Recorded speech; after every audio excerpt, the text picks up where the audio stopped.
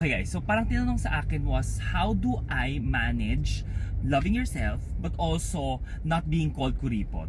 Or not being sobrang kuripot? Okay, for me, number one, there's nothing wrong with being kuripot. I love that term and I love that sentence. Kaya naalala ko, if you're still not part of Kaskasan Buddies, tingnan nyo, ang tagline ni Kaskasan is there's nothing wrong with being kuripot. Walang masama maging kuripot. Okay, now, the important thing here is whenever we talk about loving yourself also is balance. The key there is always balance. Why?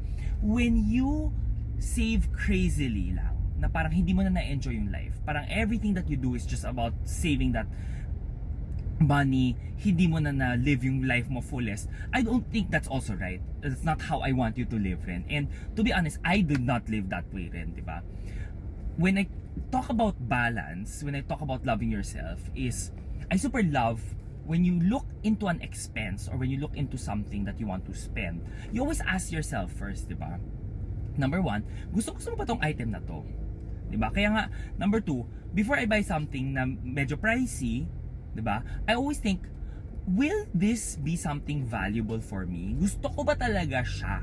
Paminsan tinutulungan ko siya ng ilang araw, paminsan weeks pa naman. And then if I really want it, syempre, iba-budget ko rin siya. Para alam ko na pag makuha ko yung item na yan, pinaghirapan pa talaga siya. Rather than just buying something. Because, just to share a concept of buyer's remorse, diba? May mga ganun na parang, there are times when I was younger when I like to get this bag. Gusto ko talaga tong bag na to kasi nga, guys, bag addict talaga ako. I want to get this bag, pero pag nabili ko na siya, parang, ay, okay, eto lang pala siya. And then paminsan, napapaisip na ako, oh my God, gumastos ako ng X amount of money to buy this bag. Parang, oh my gosh, did I make the right choice? Did I spend X amount of money for this thing? Tama ba yung decision ko? Diba? That's buyer's remorse. So, I always have to think twice, think thrice. The same thing, when you buy something, pag-isipan mo muna talaga, kung gusto mo ba talaga siya, yes na yes ba talaga? And lastly, number 3 there is also thinking, how much happiness that thing will bring you. If yes, it really makes you happy, it's something that you really value, then go, diba? That's how I balance things. It has to make me happy. It has to spark joy. Hihiramin natin yung concept na yan kay Marie Kondo, diba? And if it doesn't spark joy, it's not something that you value, it's not something that you want, then maybe, wag na natin bilhin. Doon ako magsasave. A perfect example here is ganito, guys.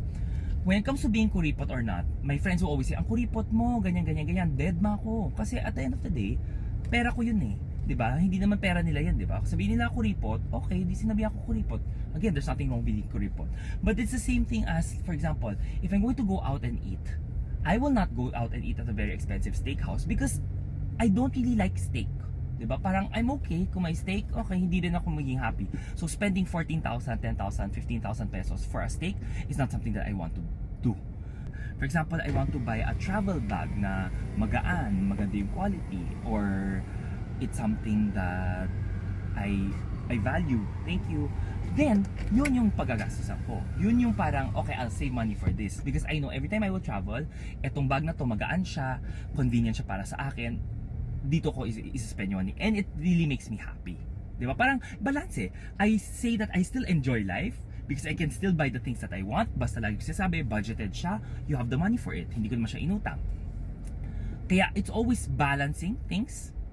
There's nothing wrong if sasabihin kang kuripot. It's okay.